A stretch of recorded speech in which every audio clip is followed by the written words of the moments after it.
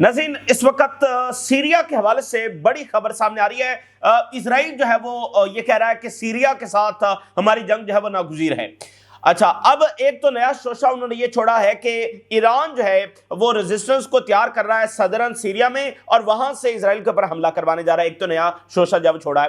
دوسرا، جو سیرین رجیم ہے یعنی الشرا کی جو گورنمنٹ ہے، اس کے ساتھ بھی ایک ایسکلیشن ہو رہی ہے، یعنی ٹو وے ایسکلیشن ہے۔ آج ایک نیا شوشہ، اور اس سے پہلے کیا ہوا ہے کہ دمشق میں جو سیرین آرمی نے یہ سلوگن لگایا کہ ہم غزہ کی مدد کو آ رہے ہیں، تو اس کے بعد سے کشیدگی اور بڑھی ہے، اور ویسے بھی فرام دا ڈے فرسٹ جو اسرائیل اقدامات سیریا میں کر رہا ہے۔ اب اسرائیل یہ کہہ رہا ہے کہ شام کے ساتھ ہماری جنگ جو ہے وہ ناگزیر ہے۔ دوسری بڑی خبر جو ہے وہ یمن سے آ رہی ہے۔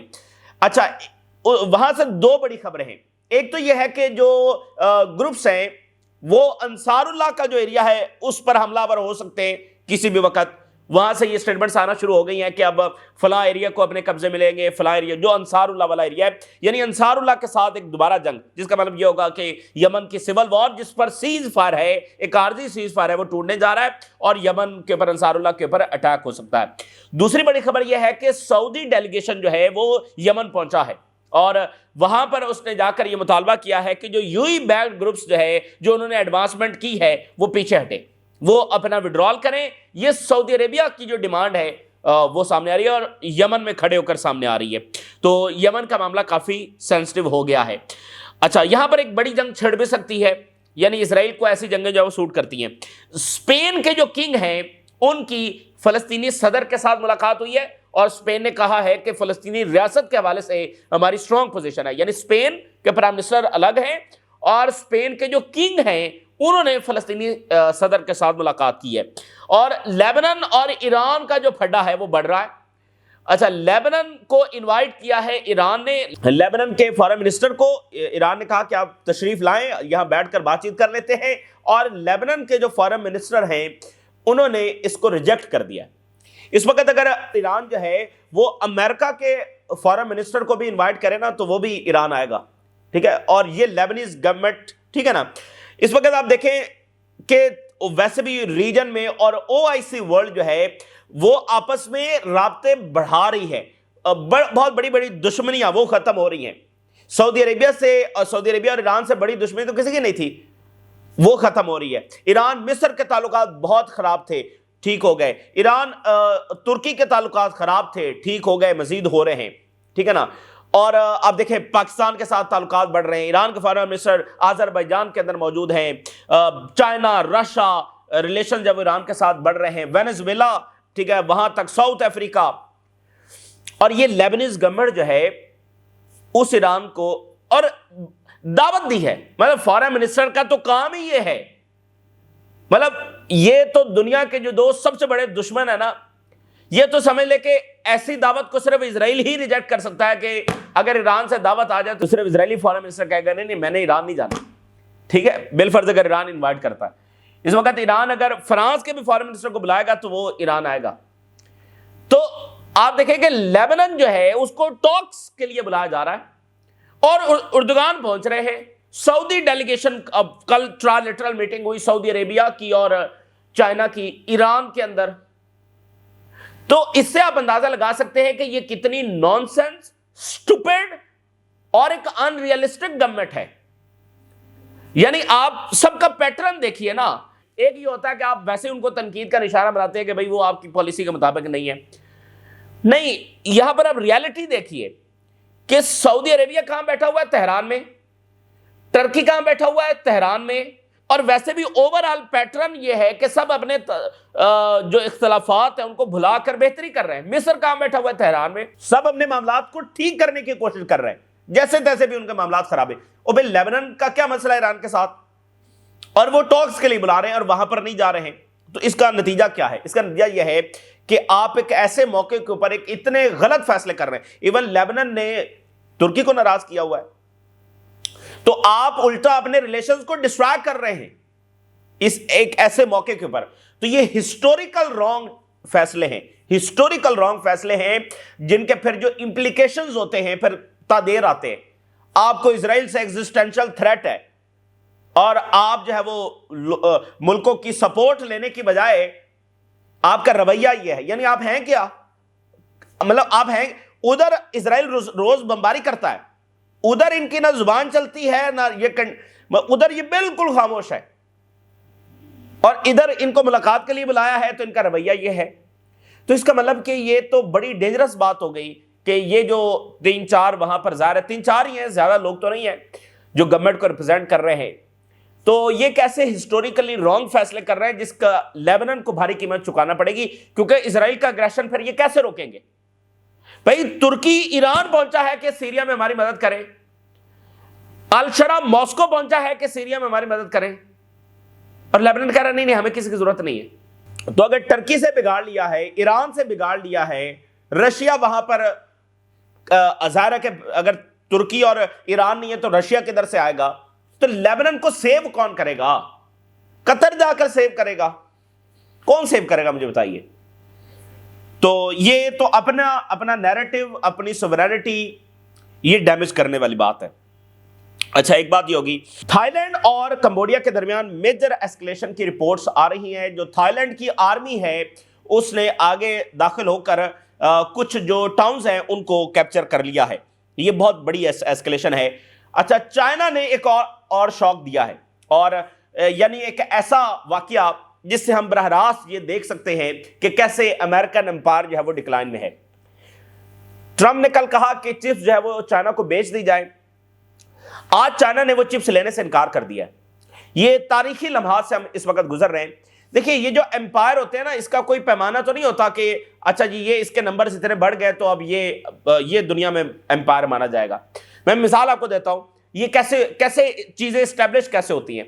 یہاں جنگ چل رہی تھی مڈل ایسٹ میں، مصر کے ساتھ جب جنگ چل رہی تھی، فرانس، برطانیہ اور اسرائیل جب وہ مل کر مصر کے اوپر حملہ آور تھے، اور اس میں امریکہ کو آن بورڈ نہیں لیا گیا تھا.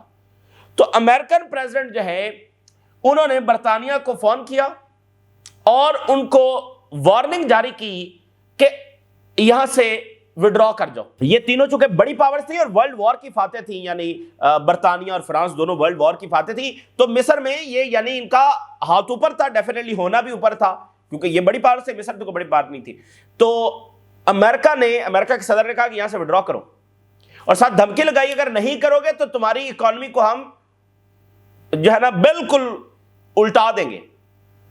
برطانیہ اس وقت دنیا کا سپر پاور سمجھا جاتا تھا. برطانیہ کو امریکہ کی دھمکی پر وڈرا کرنا پڑا. صرف اس ایک فیصلے سے، اس فیصلے کے بعد دنیا نے امریکہ کو نیا امپائر جو تسلیم کر لیا. یعنی یہ امپائر ایسے اسٹیبلش ہوتے ہیں کہ آپ کو بڑا فیصلہ جب منوا کر دکھا دیتے ہیں، دوسروں کو گھٹنوں پر لے آتے ہیں، تو یہ بس ایسے ہی دنیا پھر دیکھ لیتی ہے کہ بھئی کس کی پاور ہے، کس کی بات مانی جا رہی ہے، اکانومی میں، ملٹری میں. اب میں آپ کو بتاؤں یہ جو چپس والا معاملہ ہے نا، یہ اتنا ہی بڑا معاملہ ہے. چپس جو ہے ظاہر ہے کہ آرٹیفیشل انٹیلیجنس میں، ایڈوانس ٹیکنالوجی میں چپس کے بغیر آپ کچھ کر نہیں سکتے ہیں. چپس بناتا کون ہے؟ انویڈیا امریکہ، اور جو تائیوان کی کمپنی ہے TSMC وہ بھی امریکہ ہی کے کنٹرول میں ہے. یہ دنیا کی 2 بڑی کمپنیز ہیں. جس نے بھی جو کرنا ہے یہی کمپنیز چپس دیں گی.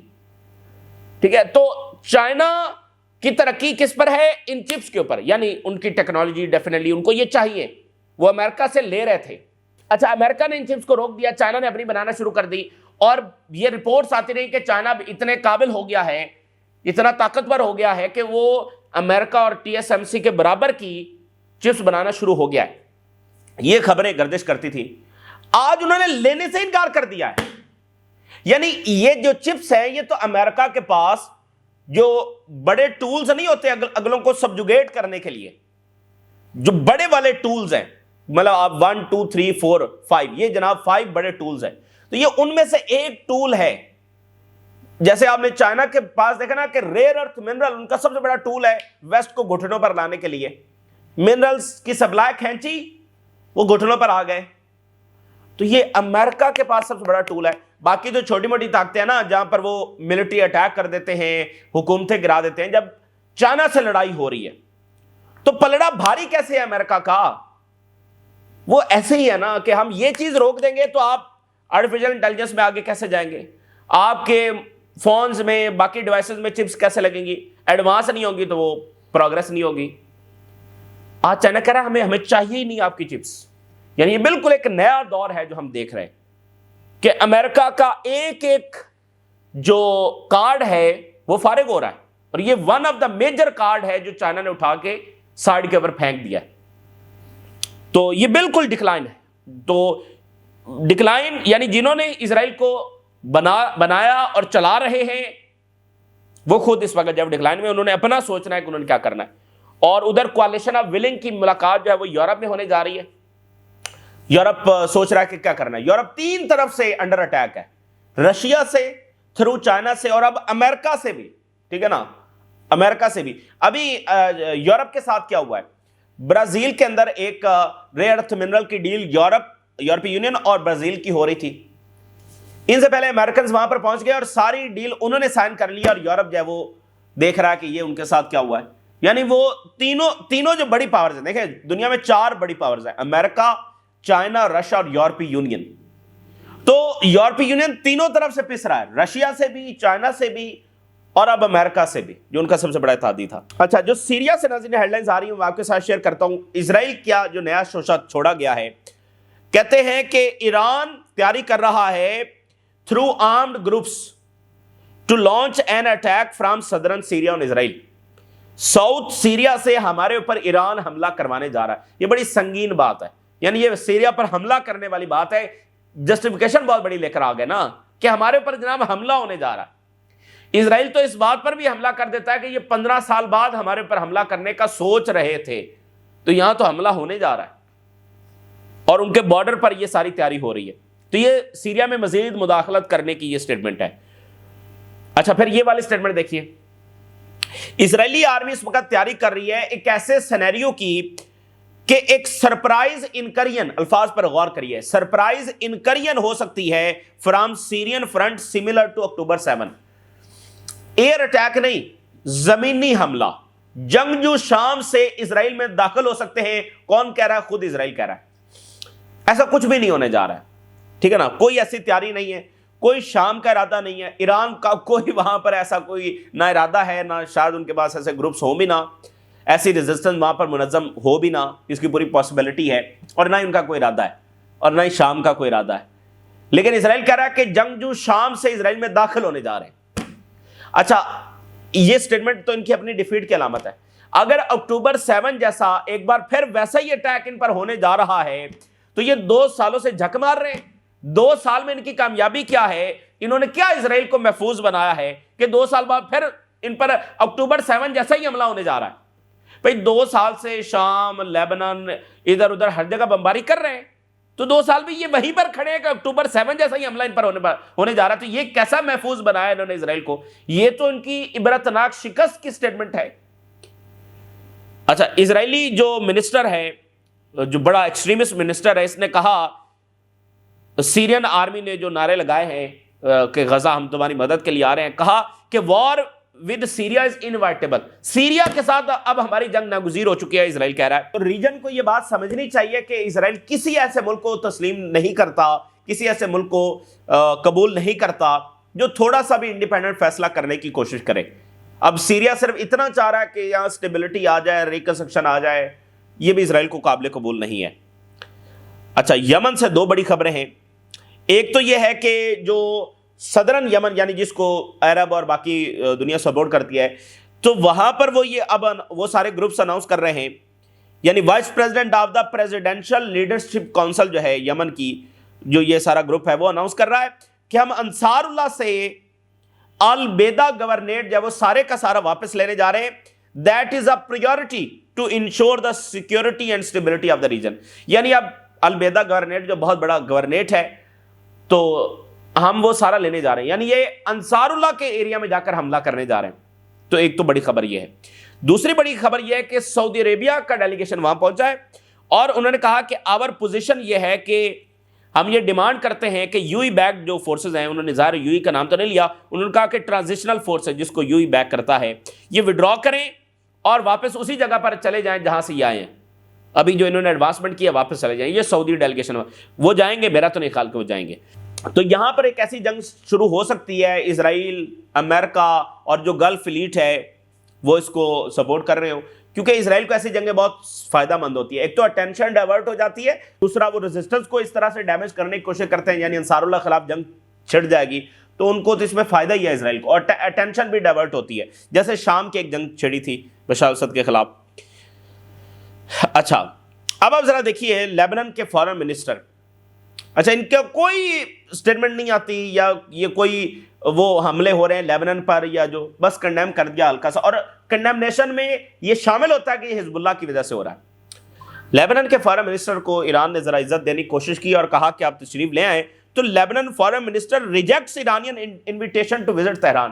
بھائی فارن منسٹر کا تو کام ہی یہ ہے نا کہ بات چیت کرنا, بات یہ ہے کہ فارن منسٹر ہے نا, بات ہی کرنی ہے نا, جا کے اپنی ڈیمانڈز ہی رکھنی ہے کہ یار آپ زیادتی کر رہے ہیں, آپ غلط کر رہے ہیں. فارن منسٹر کا تو کام ہی یہ ہے ڈپلومیسی کرنا, اور آپ کسی دشمن ملک میں جا رہے ہیں. آج تو امریکنز رشیا میں پہنچے ہوئے, رشینز امریکہ میں پہنچے ہوئے, جو سب سے بڑے دشمن ہیں, پچھلے کئی دہائیوں سے لڑ رہے ہیں, وہ ایک دوسرے کے ملکوں میں پہنچے ہوئے ہیں. تو لیبنان ایران نہیں جا سکتا. آپ ذرا سوچیں نا, کوئی حد ہوتی ہے کسی نان سینس کی, اسٹوپڈیٹی کی کوئی حد ہوتی ہے. صرف خطرہ اس بات کا ہے کہ یہ جو ایسی ان ریئلسٹک گورنمنٹ یہاں پر بیٹھی ہے جو ریالٹی سے بہت دور ہے, اس کا خمیازہ ظاہر ہے کہ لیبنان کو ایز اے کنٹری فیس کرنا پڑ سکتا ہے, کیونکہ اسرائیل کے اگریشن کا یہ مزید دروازہ کھلیں گے. تو Palestinian president meets Spanish king, جو اسپین کے کنگ ہیں ان کے ساتھ ملاقات ہوئی ہے, اور اس میں انہوں نے جو سچویشن آن گراؤنڈ ہے فلسطین میں, غزہ میں, ویسٹ بینک میں, یہ سارا ڈسکس کیا. انہوں نے کہا کہ ہم ریلیشنز, اسپین اور فلسطین اپنے ریلیشنز ہے وہ آگے بڑھائے گا, اور اس کے بعد پرائم منسٹر کے ساتھ بھی ملاقات ہونے جا رہی ہے. اور ویری انٹرسٹنگلی اسپین وہ پہلا ملک بن گیا ہے جو جینوسائیڈل کیس میں اسرائیل کے خلاف چلا گیا. اسپین دا فرسٹ کنٹری, کیونکہ دنیا بہرحال ایک پوزیشن لے کر موجود ہے. اچھا ویسٹ بینک میں اسرائیل نے اناؤنس کیا کہ 764 نیو سیٹلمنٹ یونٹس وہ بنانے جا رہا ہے ویسٹ بینک کے اندر, تو وہ اپنے قبضے کو آگے بڑھانے کی کوشش کر رہے ہیں. 21 سالہ نوجوان فلسطینی ویسٹ بینک میں, اس کو گرفتار کیا گیا, آج اس کی شہادت ہو گئی ہے اسرائیلی جیل میں ٹارچر کی وجہ سے. یہ بہت بڑے ظلموں کی ہولناک داستان ہے جو ہمارے سامنے لکھی جا رہی ہے. 21 سالہ نوجوان فلسطینی جیل میں ٹارچر سے جب وہ شہید ہو گیا ہے. 200 اسرائیلی سیٹلر جب مسجد اقصی میں داخل ہوئے, 8,50,000 فلسطینی جو ہے وہ غزہ کے اندر فلڈ رسک کے اندر ہیں کہ یہ جو ویک ہے اس میں یہ اتنے لوگ متاثر ہو سکتے ہیں, تو شیلٹرز کی وہاں پر اشد ضرورت ہے. تو یہ ایک جینوسائیڈ ہے جو غزہ میں جاری ہے. تھائی لینڈ کی نیوی نے ایئر اور سی آپریشن جو ہے وہ شروع کر دیے ہیں امڈ کمبوڈیا ٹینشنز اور میسیو ایسکیلیشن. یہ سامنے آ رہی ہے کہ جو تھائی لینڈ کی آرمی ہے وہ کمبوڈیا کے ایریاز میں گھس گئی ہے, کمبوڈیا کی ٹیریٹری میں, اور کچھ ٹاؤنز جو ہے انہوں نے اپنے قبضے میں لینا جو ہے وہ شروع کر دیے ہیں. یہ اب تک کی سب سے بڑی میجر ایسکیلیشن ہے جو سامنے آ رہی ہے. ہنڈورس کی پریزیڈنٹ یہ کہہ رہی ہیں accused Trump of election manipulation. تو ان کا آج پھر یہ ایکوزیشن آ رہا ہے کہ ٹرمپ ہمارے الیکشن میں مداخلت کر رہا ہے. اور جو لیٹن امریکن نیٹ ورک ہے that slams Nobel panel for honoring war advocate Mercado, انہوں نے کہا کہ یہ کون سا نوبیل پینل ہے, نوبیل پیس پرائز کا یہ کون سا پینل ہے, یعنی اس کو خوب انہوں نے لتاڑا ہے. اس پینل کو جس نے اس خاتون کو نوبیل پیس پرائز دیا ہے, وہ خاتون جو جنگ کی جو ہے وہ انویٹیشن دے رہی ہے, جنگ کو سپورٹ کر رہی ہے, اور کس ملک پر, اپنے ہی ملک پر. یعنی یہ جو نوبیل شخصیات جن کو نوبیل پیس پرائز دیا جاتا ہے, یہ تو ایسی شخصیات ہوتی ہیں جو دوسروں کے ملکوں پر بھی جنگ کے خلاف ہوتی ہیں, وہ جنگ ہی کے خلاف ہوتی ہیں, چاہے وہ کسی کے خلاف ہو. ان کی ڈکشنری میں جنگ ہوتی نہیں ہے, ان کو نوبیل پیس پرائز دیا جاتا ہے. تو یہاں پر تو وہ خاتون ہے, یہ تو اس سے بڑی کوئی یعنی کرمنل مائنڈڈ کوئی ہو نہیں سکتا کہ اپنے ملک پر حملے کو دعوت دی جائے, اس کو نوبیل پیس پرائز تھما دیا. یہ ویسٹ کی کیا کریڈیبلٹی ویسے رہ گئی ہے لیٹن امریکہ کے سامنے, افریقہ کے سامنے, ایشیا کے سامنے, کیا کریڈیبلٹی جب ویسٹرن انسٹیٹیوشنز کی رہ گئی ہے. تو آج پورے لیٹن امریکہ نے جو ان کی آرگنائزیشنز ہیں انہوں نے خوب لتاڑا ہے کہ یہ کس بندی کو جب وہ نوبیل پیس پرائز تھما دیا ہے. فرینچ گورنمنٹ یہ کہہ رہی ہے کہ میٹنگ ہوگی اگلے 24 گھنٹوں کے اندر پیرس کے اندر, کوalition آف ولنگ کی ٹو سپورٹ یوکرین. اپنے بہت زوال ترین لمحے اس وقت یورپ دیکھ رہا ہے, اپنے کانٹیننٹ میں جنگ چھڑی ہے, فیصلہ سازی میں وہ شامل ہی نہیں ہے. لڑنے کی پوزیشن میں ہی نہیں ہے اور پتہ ہی نہیں چل رہا جانا کدھر ہے. کولیشن آف ولنگ, یعنی آپ دیکھیں نیٹو موجود ہے, نیٹو کی کوئی ملاقات نہیں ہو رہی کہ یوکرین میں کیا کرنا ہے کیا نہیں کرنا. نیٹو کی ملاقات نہیں, کولیشن آف ولنگ. اور یورپی یونین بھی کچھ نہیں کر رہا.